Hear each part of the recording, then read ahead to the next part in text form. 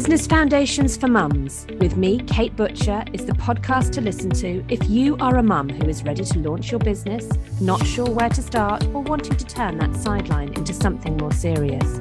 It will be full of practical tips, mindset advice, and inspirational and honest interviews with mums who are juggling business and motherhood, supporting mums in business to turn your dream into a reality.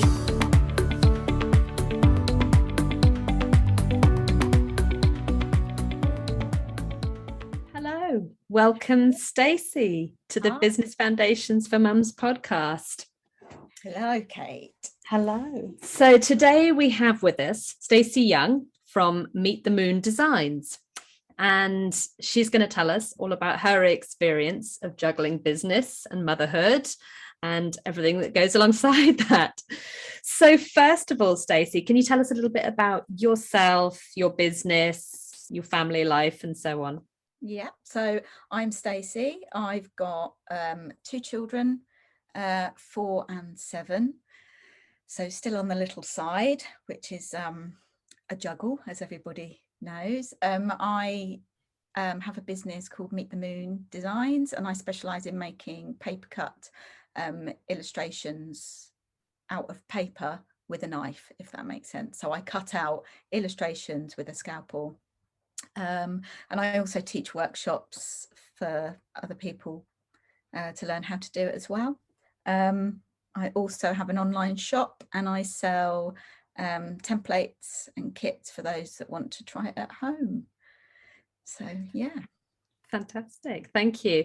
And I have to say, I love your work. As you know, I've bought a couple of pieces before as gifts. And I've been desperately trying to get on your workshops for I don't know how long.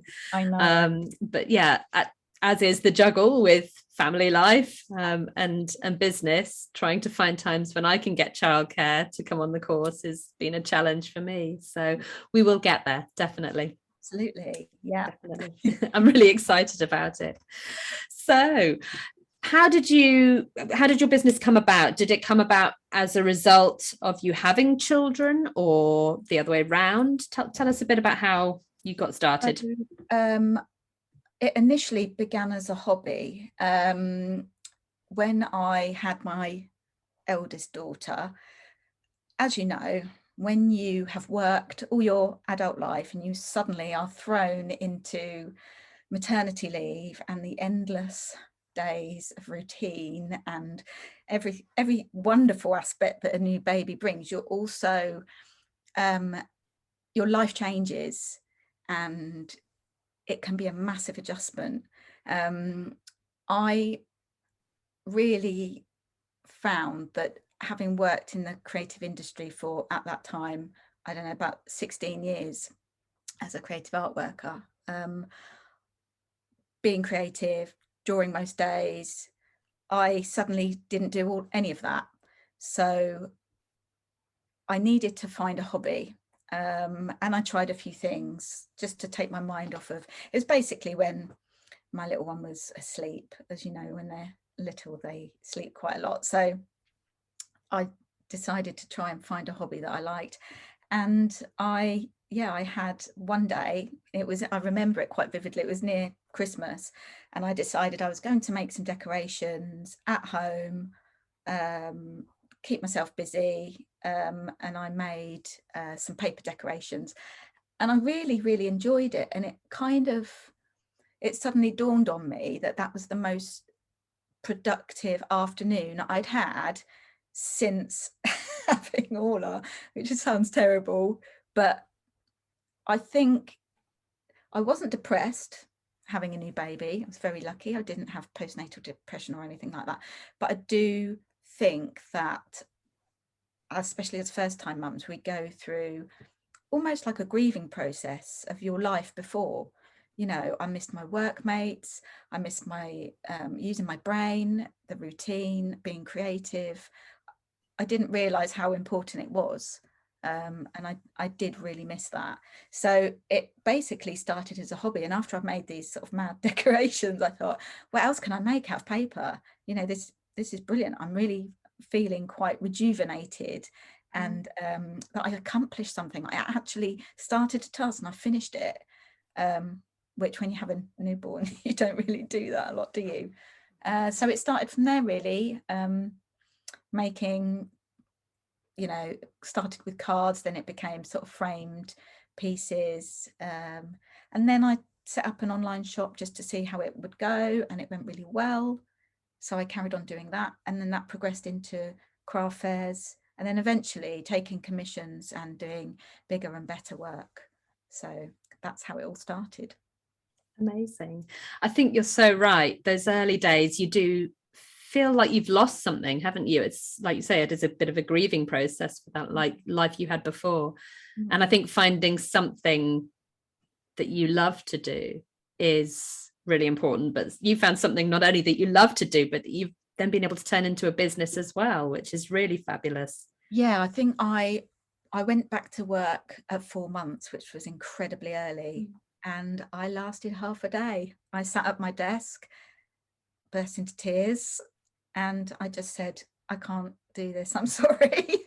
I've misjudged how I would feel. So after sort of a lot of evaluation, I thought, I'm not going to be able to do the full-time hours that I was doing previously. In my previous job, I was a freelancer, so I was self-employed, which is a good, it was a benefit because I could work the days that I needed to. But doing working in a big office, you are there from 8 till 6. You can't just come in and do a couple of hours. So it's a commitment to do that. And I just couldn't, it wasn't sustainable for us as a family. As all got older, it became a little bit easier. And same with when Charlie was born, I had to have some time off. But again, my parents are very good and helped look after the kids when I needed them to, but it wasn't sustainable, not for them either. And as it sort of was quite nice timing, really, as Meet the Moon started to take off, the work sort of lessened a little bit. And then obviously COVID came along and I wasn't freelancing at all. I think a lot of companies just weren't going to take on freelancers at that time. So that's when everything started to sort of ramp up quite a bit. But I still like artwork and doing all the graphic design I used to do, and I'm very much sort of involved in that, whether I'm helping friends or doing my own stuff. So that will always be, that's always what I did. That's what I was qualified in, so that's always there.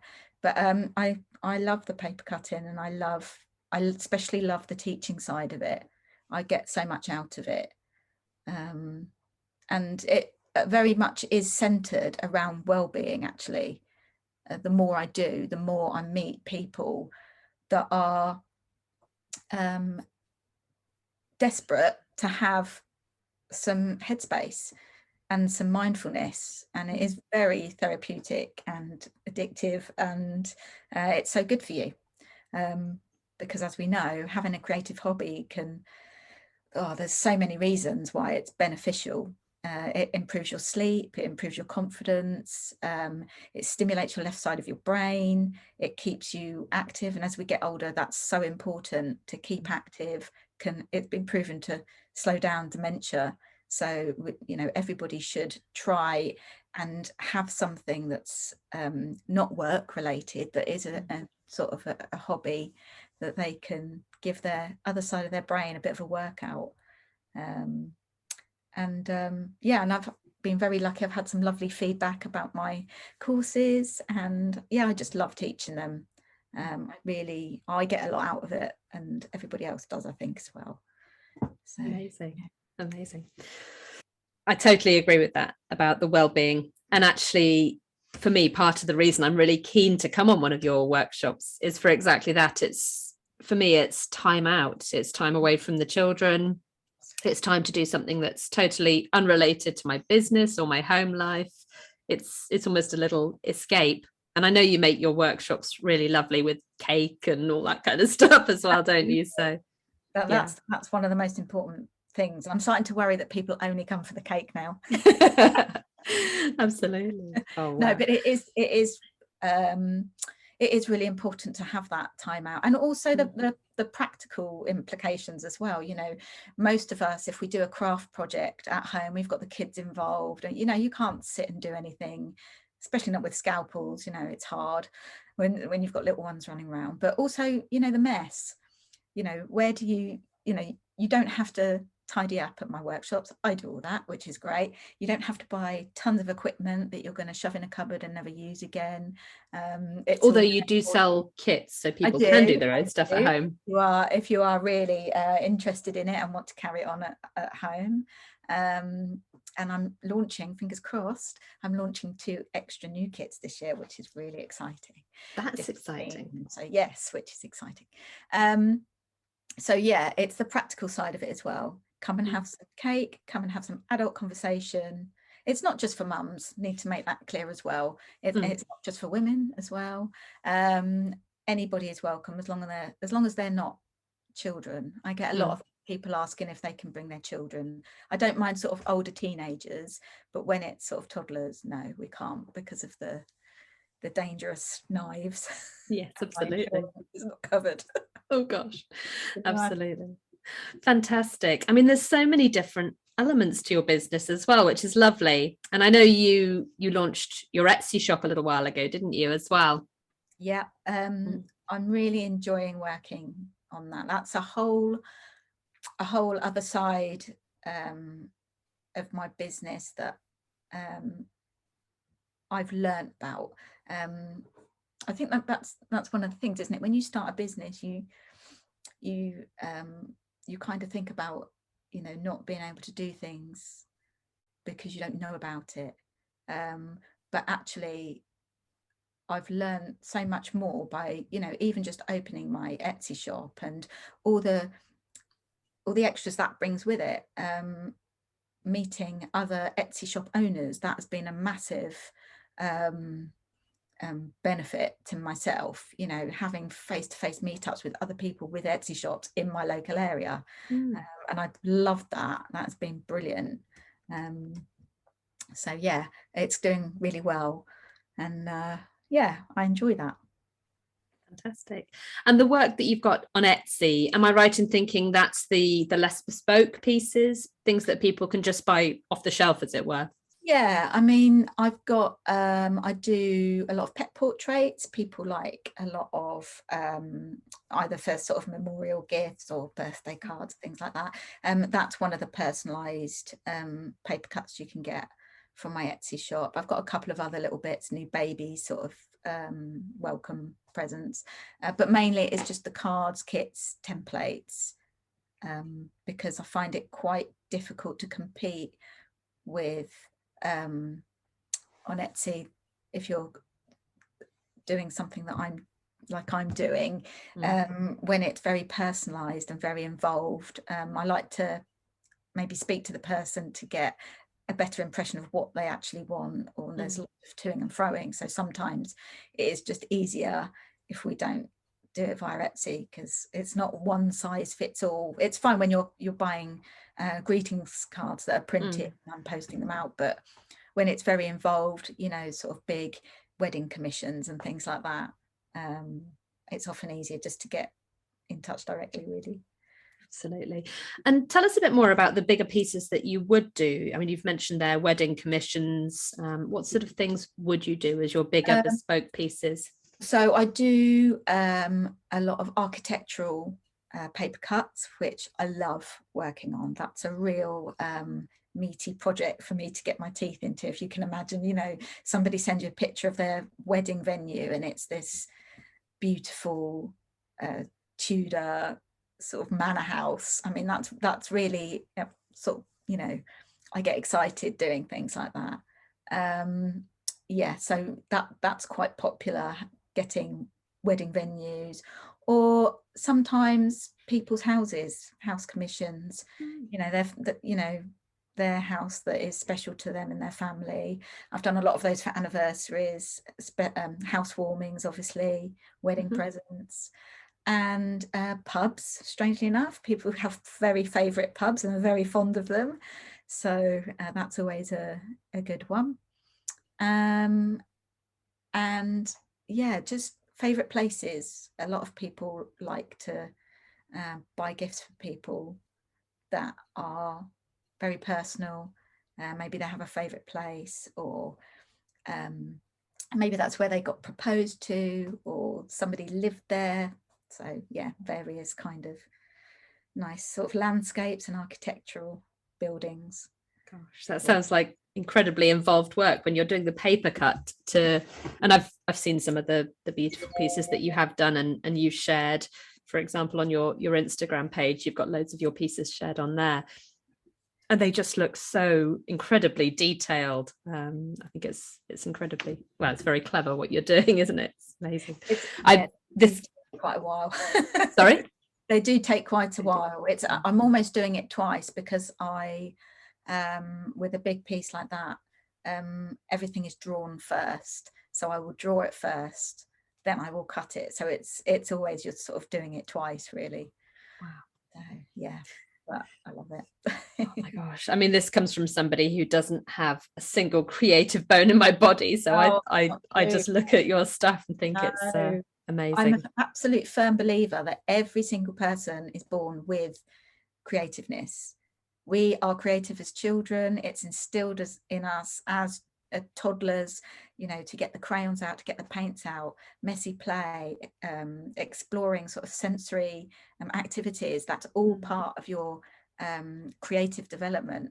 And it's just society, as we get older, we get boxed into following rules and regulations, and we forget to do it. That's all it is. We forget to pick up pencils and paint. Nobody has time. That's I think that's sad. That's sad that people don't have time to be creative. And if you don't use it, you lose it.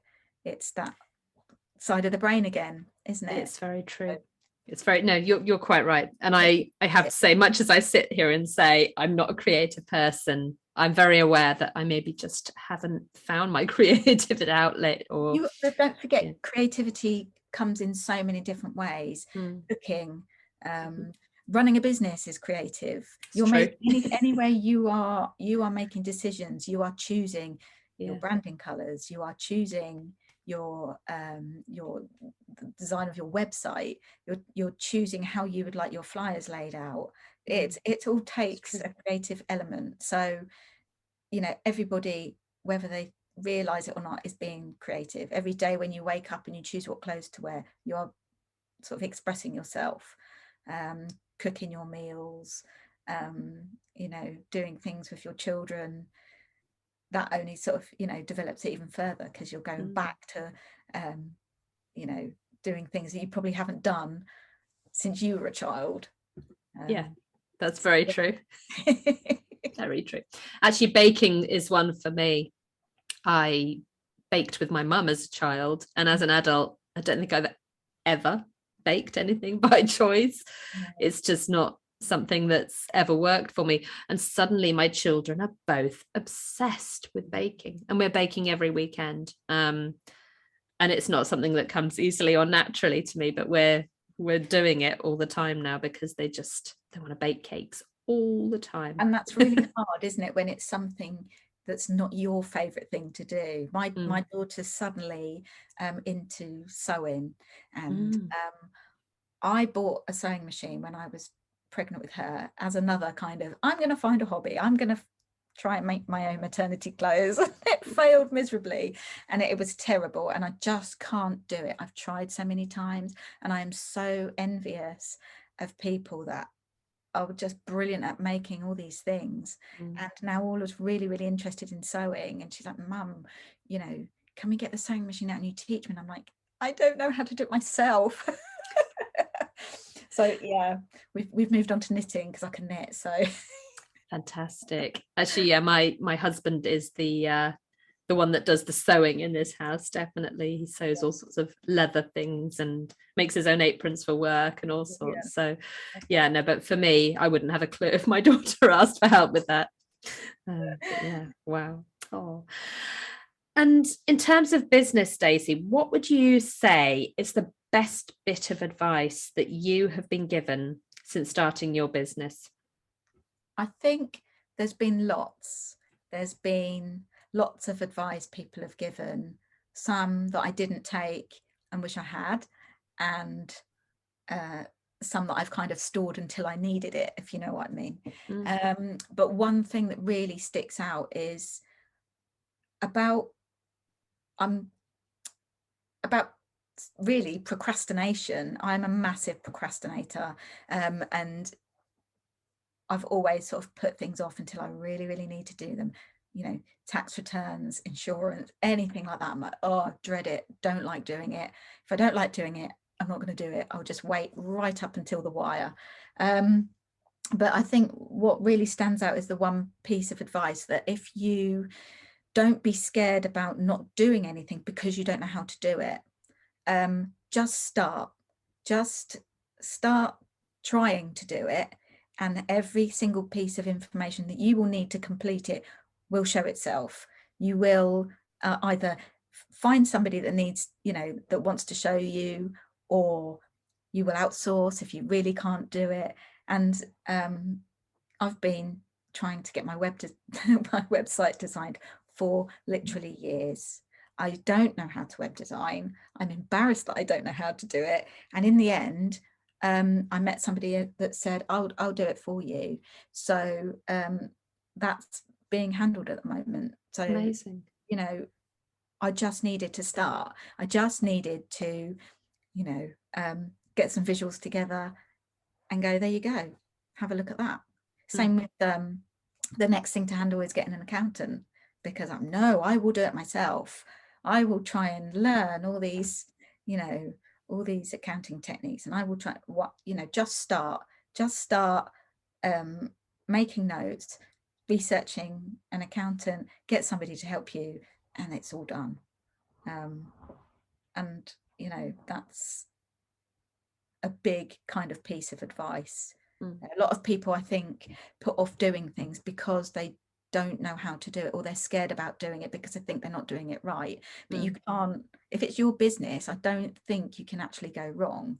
You can make maybe misinformed judgments, but I don't think you can't screw anything up, because you haven't got an employer looking at you and watching what you're doing. If you make a bit of a pig's ear of something, doesn't matter. It's all a learning curve, and I think it's important just to start, and even, you know, just doing something towards something that you need to do, whether it's right or wrong, just start doing it. Absolutely. And I think what is so very true is that the best way to learn is by making mistakes. Absolutely. Without doubt. You're quite right. Getting started is the first step towards getting it done, definitely. And if you put it off and put it off and put it off, actually that pressure starts to really build as well. I mean, you mentioned tax return there, and I know that's one for so many people, that tax return date is creeping up and the anxiety really starts to build. But it's one that, if it can be worked on consistently with a bit of work every week, then really makes a difference. And it becomes less scary. And I think, like you said, when you have a project that you want to do, but you don't know how to, and it kind of plays on your mind, it just, in your mind, just gets bigger and bigger, and it gets heavier and heavier. And then, you know, until something happens. But once you just start, you know, and you don't have to do a lot towards a task or a goal to actually make yourself feel better, do you? You just have to start. It does make a huge difference. Just getting it started is usually such a massive relief, isn't it? Yeah, definitely. Thank you. That is a good piece of advice, definitely. And do you have any particular favorite books in business and self-development, books, audio books, anything that you... I've got, well, yes, I've had to write down the lady's name actually, because I forgot it. But one of the books that I've read, I think it was a year and a bit ago, a couple of years ago, is Grow Your Handmade Business by Carrie Chapin. And I struggle sometimes with books about business, because being an owner of a handmade creative business is so different to any other kind of business. I think you are on display a lot more. I think you are open for judgment a lot more, and your creative abilities are sometimes, you feel a little bit not worthy, or you're always trying to prove your validity as a business. So many people assume that if you are creative and have a creative business, it's your hobby, and they in turn treat it like that. So it's very common for owners of handmade businesses to drop their prices completely for friends and family, and not charge people, because they think that customers, if they know you, they think, well, it's your hobby, just make me one. And actually, you would never say that if your sister was an accountant, or a nutritionist, or somebody giving legal advice. You would never ask for those discounts. And I think that's in the creative community, that is a massive problem, with not feeling like you are justified in owning a business, because it's just knitting, it's just sewing, you're just making ceramic pots, or you're just drawing. It's what you would do anyway, so why are you charging so much? And I feel quite passionate about that it has an impact when you are running a business. But this book is particularly good for handmade businesses, and especially when you're dealing with marketing, pricing, and feeling your worth, really. So that's a good one. That does sound good. Could you repeat the lady's name for us? So it's Carrie Chapin. It's Kari. Carrie. I'm guessing she's American, so she might pronounce it differently. But the other one that I'm actually reading it again because I loved it so much the first time, is Get Rich Lucky Bitch by Denise Duffield Thomas. Fantastic book. It's an awesome book. I've just bought her the prequel to that as well. That's on my shelf ready to read. So she is a money mindset mentor, I guess you'd call her. And she specializes in dealing with women who are struggling to earn what they think they should be earning. And she's got lots of techniques in there with the money blocks. That blew my mind. That is amazing. And actually just showing you how you shouldn't be giving away your power as a female, and putting your hands up and going, I don't understand about money or finances, and leaving it to other people.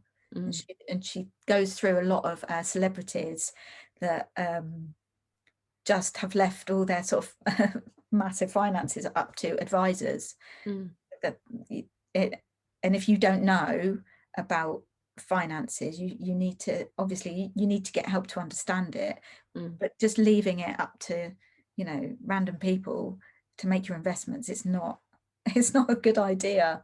But it is a brilliant book, and like I said, I'm reading it again because I need to take more in. I think sometimes when I read books again, it's to get more out of it. I totally agree. Yeah, my book I'm currently listening to on Audible is the 4th time I've listened. So I listened to it the first time, and then I went straight back to the beginning and started again a second time, and then a third time. And it's been probably a year and a half since I read it the first 3 times. And I just thought I need to go back. Yeah. And I'm taking totally different things from it this time. Yeah, I always find that. And I think that is because you, especially with self-help books, which I quite enjoy reading, I think sometimes you're not ready to hear information, and then you sort of get into some sort of grow zone, and then you're ready to hear it. So you might not read it the first time round, it might not go in, but the second time round it's applicable. Absolutely. I totally agree with that. Yeah. In fact, I think that's one of the quotes in the book I'm reading, is that you only actually hear things when you're ready to hear them. So true. Yeah, very much so. Thank you. Fabulous. And is there anything else you want to tell us about your business? Do you have anything else coming up soon that you can tell us about? So I am trying to concentrate a little bit more on my workshops. Since the pandemic, obviously that had a major impact on me. I couldn't teach my classes. Even when we did start to get back up and running, people were still very twitchy about it, and I completely understand. I was as well. All the rules changing, what we're doing this week, how many people am I allowed, all of that jazz. So I want to really make the commitment this year to get as many workshops in as I can. I'm also opening up a lot more dates. I'm trying to get a lot more venues in different locations, just so it enables people to get there if they're not local to me, and different days of the week as well. So a lot of weekday sessions, because I know that's when the kids at school, and maybe that works better. Or maybe, you know, people's weekends, they're working, they can't always make a Saturday or Sunday. So that's my aim to do this year. And also the private workshops, that's really taking off at the moment, and that's been fantastic. I had a brilliant one last week. I thoroughly enjoyed it. I just went into somebody's office and I had 8 of their staff, not knowing why I was there or what was going on, and they were treated to 2 hours of screen-free time. They made some beautiful cards. They loved it. I sold 8 kits, which was awesome. Amazing. And the managing director had sort of treated them all, and then they had lunch out afterwards, which was great. It was like a belated Christmas. How lovely. But I'm really enjoying that, and I'm really, again, tied in with the whole wellness aspect. It's so important to keep your staff happy, obviously. Team building doesn't have to mean muddy assault courses and cringy problem solving in conference centres. It doesn't have to be that. This, something like this, which is, you know, 2 hours out of your day, you know, screen free time, no talk about work, and, you know, talking to your colleagues.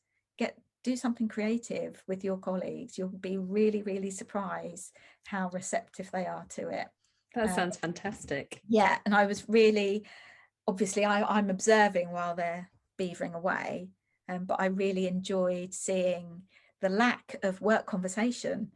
All the conversation was about home and about stories, holidays. It was great, and it really made everyone feel really relaxed, and they all enjoyed it. And I'm so glad that I had the opportunity to do it. So yeah, I'll be doing a lot more office based, and all you need is a meeting room and, you know, chairs. So you just need a table and space with tables and chairs, and then I'll come in, amazing. Bring everything with me, clear up afterwards, and different packages available as well, so they can, you know, I can always supply refreshments, more complicated projects if they're working for longer. So yes, love doing that. Oh, that sounds really exciting. Awesome. And how do people find you? Mainly on Instagram. I'm on there quite a bit, which is, I can't remember my handle now. www.instagram.com Meet the Moon Designs, I think. Also Facebook, same, Meet the Moon Designs. Website, obviously, work in progress. So as soon as that's up, that's exciting. Meet the Moon, because that's something we spoke about probably a couple of years ago for the first time. So that's really exciting that it's happening now. I know it's taken quite a while, because as it's evolved, there's a lot more to it that I need. I need booking system for my website, you know, for my workshops. I need to shop on there, you know, all sorts of sort of showcasing my work and things like that, and a blog section, because I'd like to start writing a blog to tie in with that as well. So yeah, it's all happening, which is good. Amazing. Yeah, so it's all very exciting. So yeah, the best way to get in touch is either Facebook or Instagram, or good old email, meetthemoon@hotmail.com. So fabulous. Thank you. Thank you so much for joining us today and telling us all about business and parenting and juggling the two, and all about your fabulous business and your exciting plans for the future. Thank you for having me. I've enjoyed it. Fabulous. Thank you so much.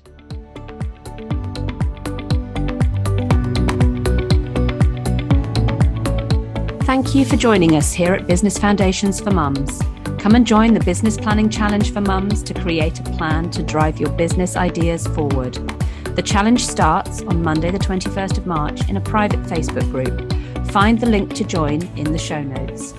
You can find all of our episodes, show notes, and blog posts at businessfoundationsformums.co.uk, and you can follow us on Instagram or Facebook.